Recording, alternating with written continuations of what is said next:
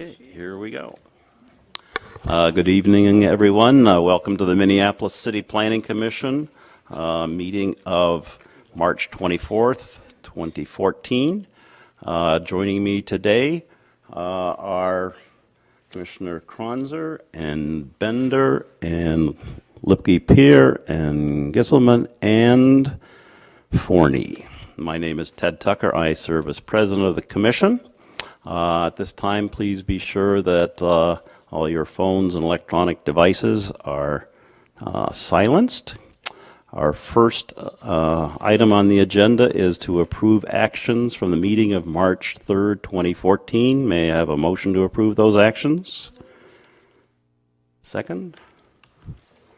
Okay, moved and seconded. Any discussion? All in favor say aye. Opposed?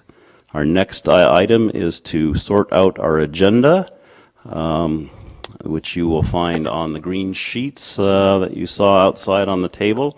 We'll go through them one by one and decide which will be continued, which will be discussed, which will go on the consent agenda. Item number 1 is an alley vacation at 300 2nd Street South and 331 1st Street South. That is to be continued to the meeting of May 19, 2014. Item number 2, Kraus Liquor Store at 80 Broadway Street Northeast, also is to be continued to the meeting of April 23rd, 2014. So we will not discuss that tonight. Item number 3, Assisted Living, 2200 Park Avenue and 2207 Oakland Avenue. Is there anyone here who wishes to speak in opposition to or change the staff recommendation for item number 3? If not, we will put that on the consent agenda. Item number 4 is Lejeune Steel, 118 60th Street West. Is there anyone here who wishes to speak in opposition to or modify?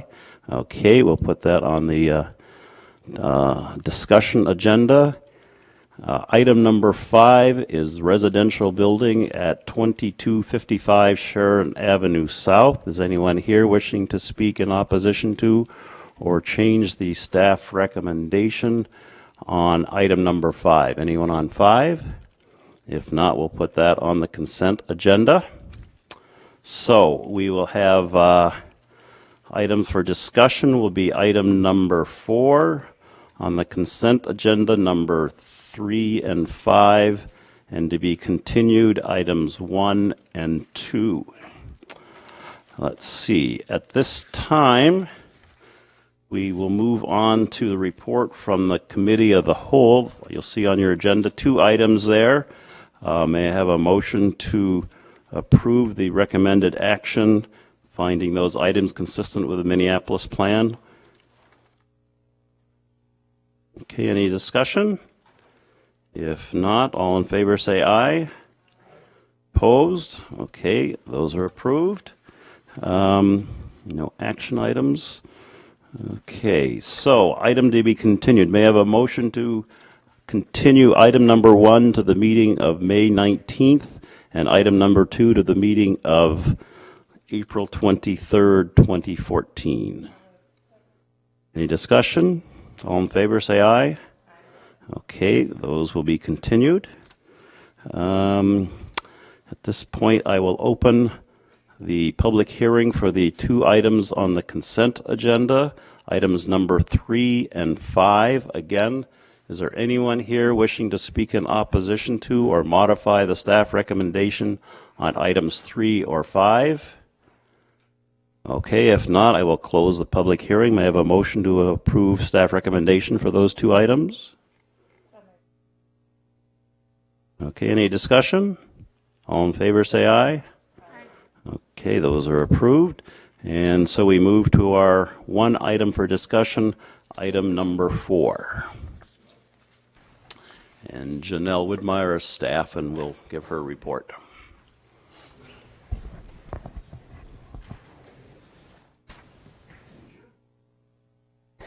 Good evening. The property for this project is 118 60th Street West. They're proposing to do a small office addition, approximately 2,300 square feet in area. As you can see on the zoning map here, it's a rather large site. It does extend out to Nicollet, but most of its frontage is on 60th. There's residential to the north and south, and the rest is industrial around it. The applications that are being requested is an expansion of non-conforming use. This is considered a medium industrial use. With the zoning of the site split between I-1 and I-2, this is a non-conforming use. So that's necessary to allow the office addition. The next application that they're requesting is a variance to reduce the minimum parking requirement from 86 spaces to 63 spaces, and 17 of those spaces are actually grandfathered. The last thing that they need is a site plan review.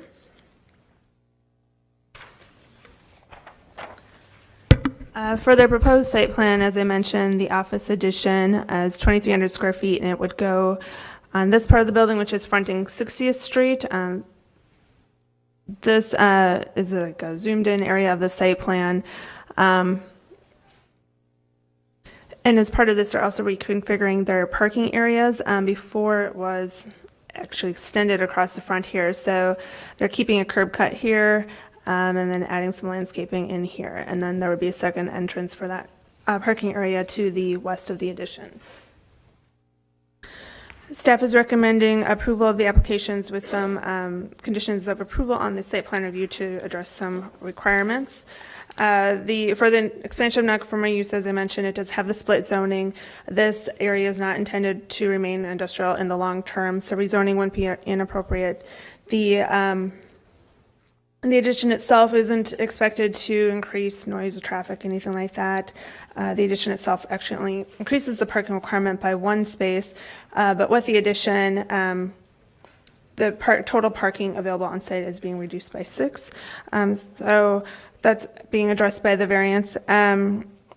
And then any other site improvements are actually addressed through the site plan review, but those are the main things addressed for the non-conforming use application.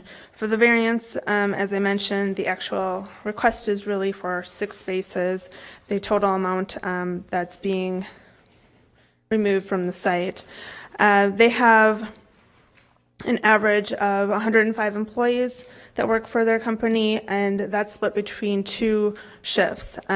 So for the average traffic demand on the site, what's being provided, the 63 spaces, is meeting demand. This wouldn't be contrary to our adopted policies. We don't provide parking for the highest demand. Also, this site is within 3 blocks of 2 bus routes, so they do have that option as well. Our employees have that option.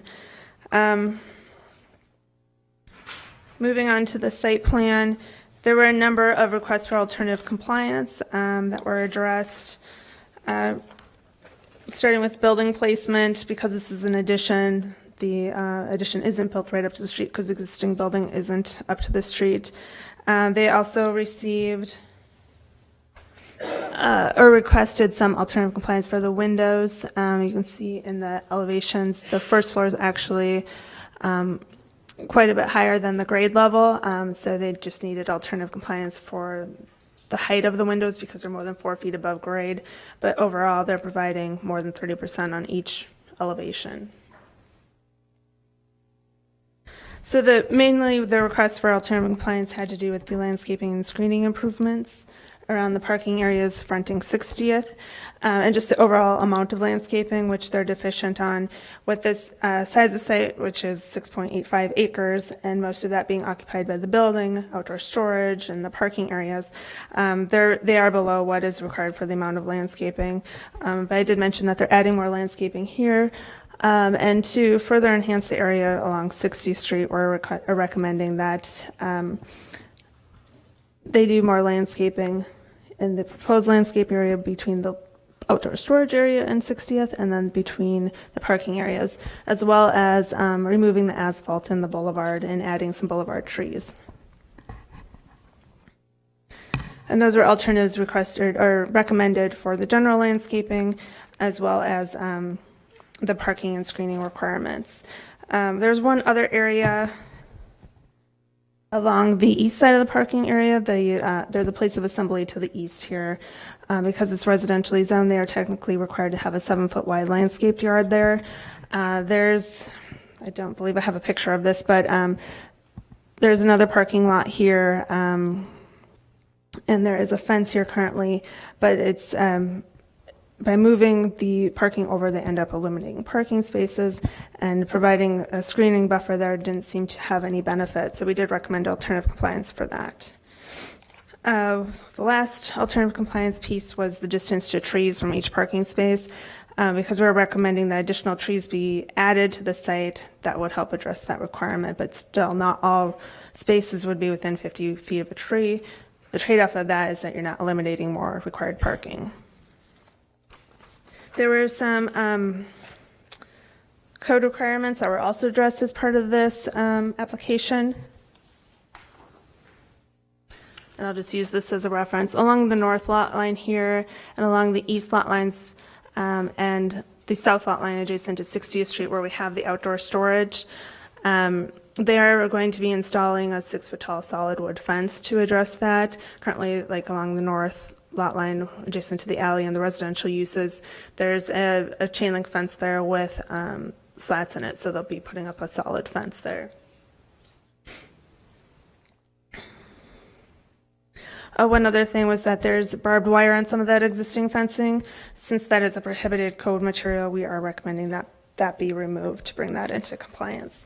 And I think that covers the main points. And, oh, I did forget one thing, sorry.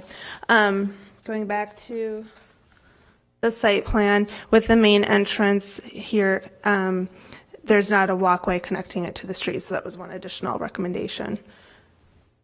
Other than that, I can take questions. Okay, Commissioner Lipke-Peer, you had a question? Well, my question had been about the fence height, just because the handout that they supplied said, seemed to indicate it might be a taller fence, but since you said 6 feet, I think it answered my question, so thank you. Any other commissioners with questions of staff at this point? I don't see any. Thank you very much. I'll open the public hearing. If applicant or representative is here, we can hear from you first. Evening, everybody. My name is Matt Rovnak. I'm with Lejeune Steel, Vice President. An address, please. I'm sorry? An address. 118 West 60th Street. Okay. Just wanted to, first of all, thank everybody for your consideration of the project. It's something that we'd like to do, we plan to do to, I guess, enhance our image to our customers. We want to retain our employees. We want to be able to attract employees.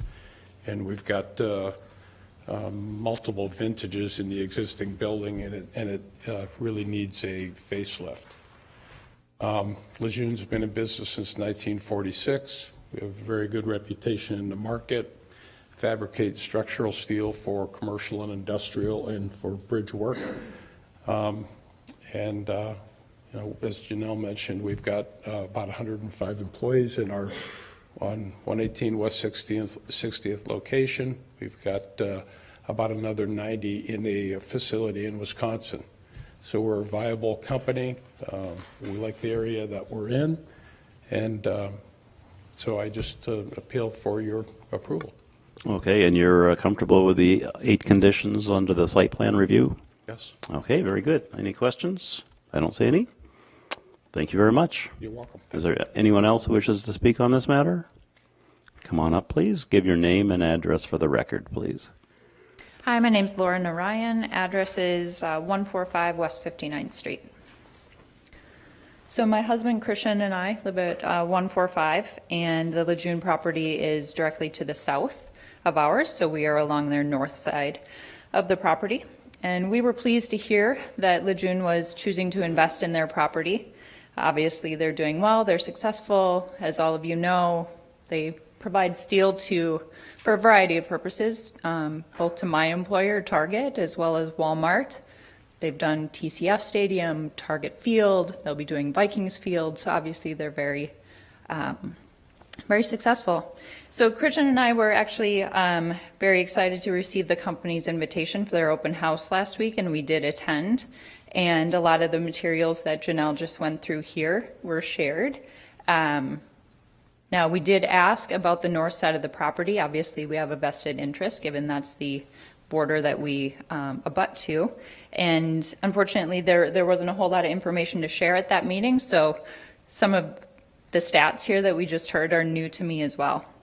So want to share just a couple of photos for you, because I don't know if everyone, I assume you haven't all walked the site, but this is a photo out my back kitchen window to the north side of the Lejeune property. So you can see the existing chain link fence there that Janelle had mentioned. My husband standing there as a scale figure, so he's about 5 feet 9 inches tall. So that existing fence is about 8 feet. And because our property sits at a higher elevation, obviously we have a pretty good sight line down into the storage area. So when I hear that the new fence will be 6 feet tall, that is disappointing to me as their neighbor. So we would like to see a higher fence actually than what's there existing to block that sight line. Okay. Also, in the winter, that alleyway does get quite tight, given that the snow has nowhere to go. So in terms of placement, we would like consideration of whether or not that fence can move to the south a bit to give us a little more room in that alleyway for cars to get through.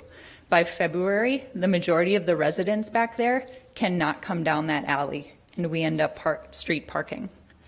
That snow just gets too deep, and if you don't drive a tall car, you're not getting through. Okay.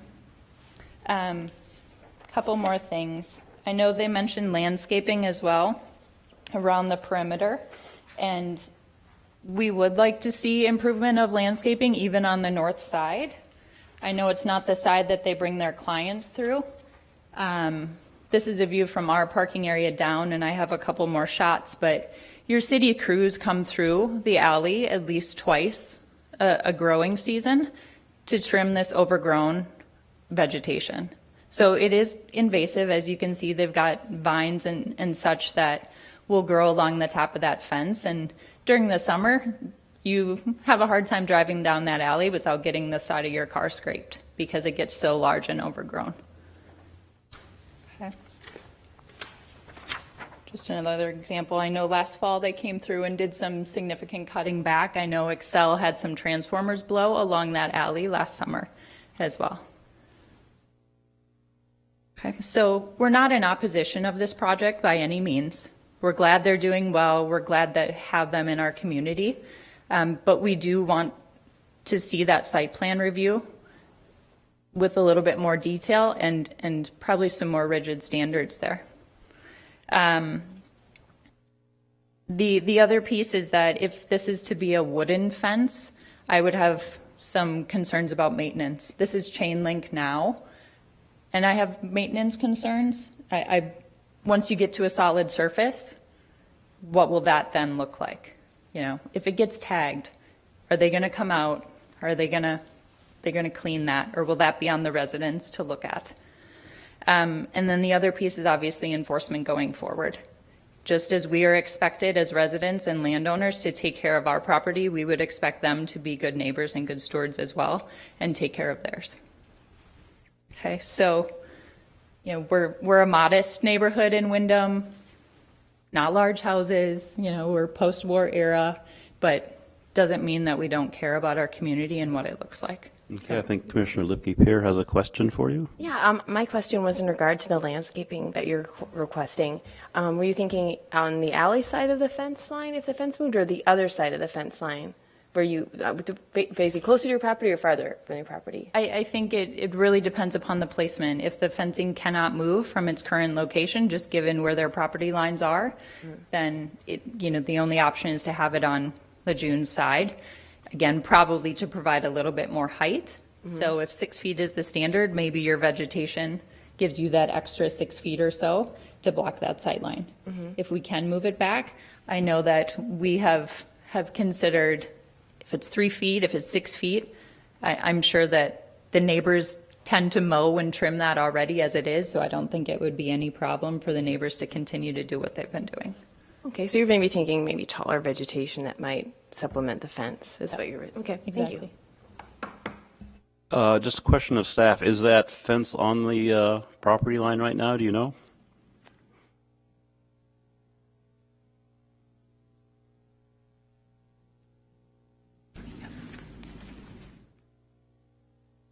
I believe, the existing site plan.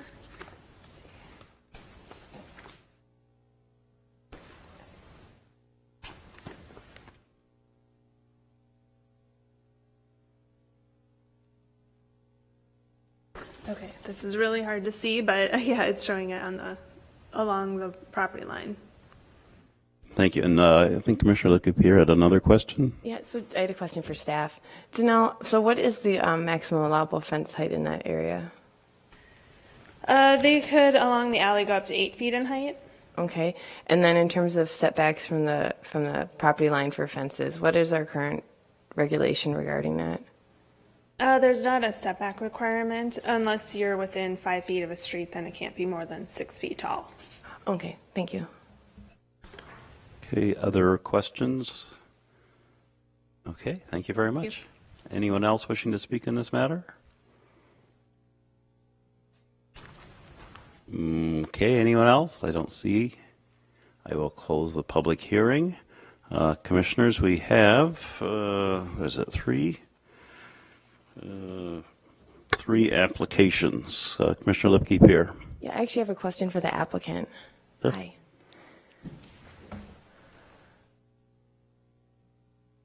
Hi, so we've heard some of your neighbors' concerns here, and I'm just wondering how, what your thoughts are regarding moving the fence a couple feet or so from the alley just to allow for easier snow removal and also for some possible plantings. What are your thoughts? Is that something that's possible?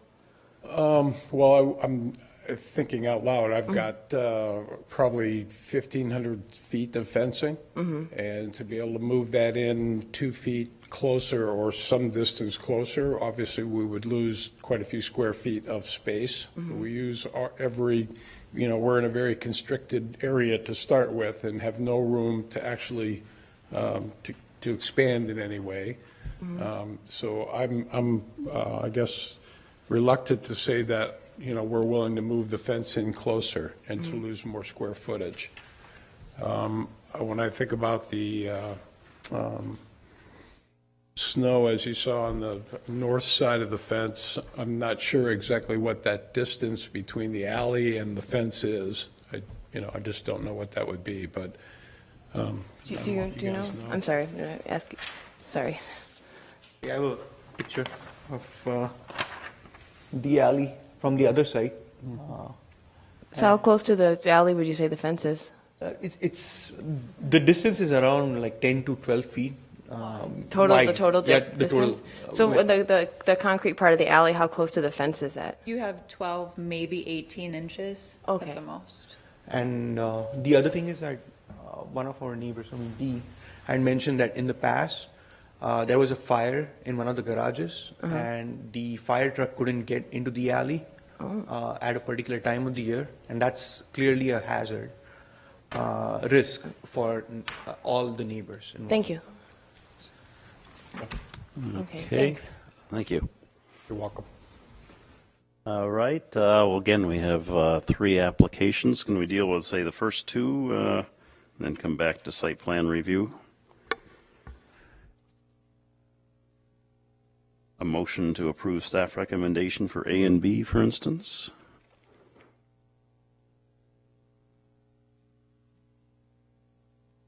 Commissioner Kranzer? Propose a motion to move staff recommendation for A and B. Okay, is there a second? Okay, that's moved and seconded. Discussion on A and B? If none, clerk will call the roll on those two. Bender. Forney. Gagnon. Gisselman. Kronzer. Lipke-Pierre. That is 6-0. Okay, so we have the site plan review. I will move staff recommendation, seeing no other recommendation. Can I have a second? Okay, moved and seconded. Discussion, Commissioner Lipke-Pierre. Yeah, I'm going to look to my fellow commissioners here a little bit on this one. I think that the staff recommendations are pretty good. The question I do have is in regard to the fence.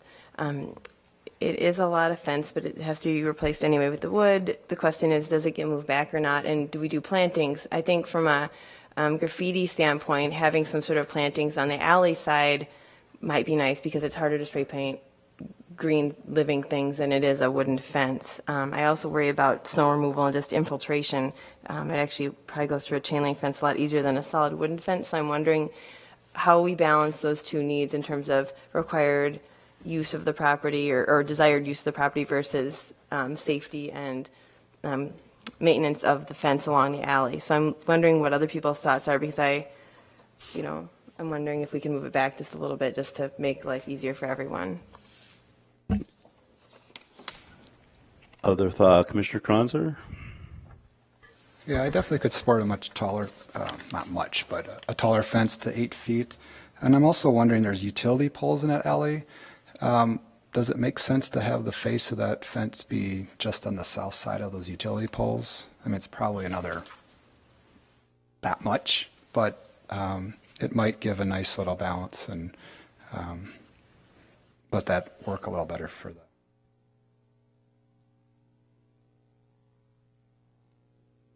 Other comments? I'm trying to, did Public Works say anything about the alley width in the PDR?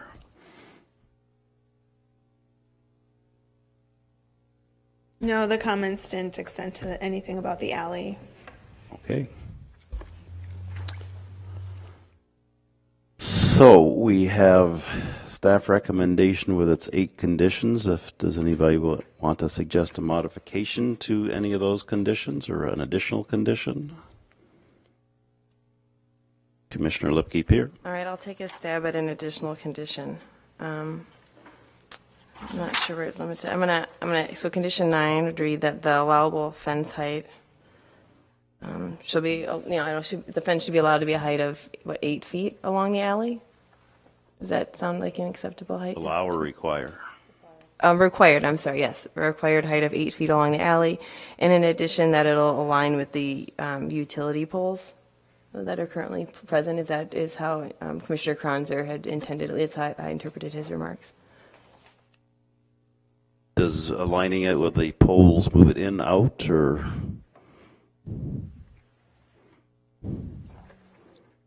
That makes the alley effectively wider? Okay.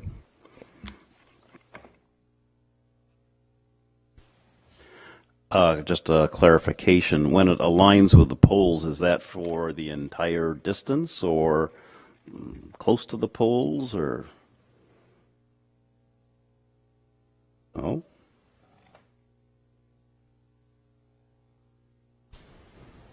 I don't have strong feelings.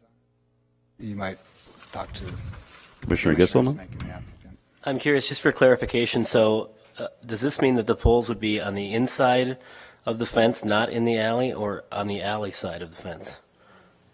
Maybe on the alley side.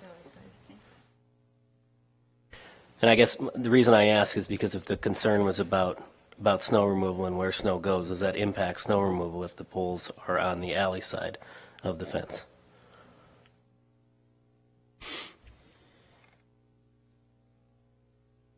Staff, maybe you can help us. Are the poles in the alley or on the applicant's property? The utility poles would be located in the alley. So, So we would not want to move the fence any closer to the alley, or? although from here it looks like they're, on the subject property side, but typically they're in the alley.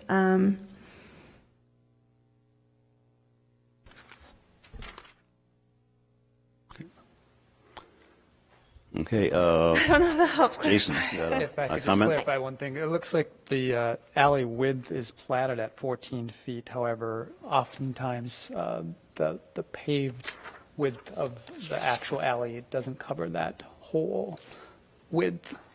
It can be sometimes a foot or more of unpaved right-of-way on each side of the paved alley. So it's not out of the question that the pole is on the property line, for example. But according to the survey, it did look like the fence is approximately right on the property line. Okay, well, in no instance should the fence be within the alley right away, I would assume. I don't know if you want to, I have one thought, Commissioners. How about we require the applicant's new fence to be fully on the applicant's property? okay? To clear up any sort of where the utility poles are, where the alley is. It's just if it's on their property, it's on their property. We and will have an any 8-foot fence past encroachment would be, with no encroachments on the alley.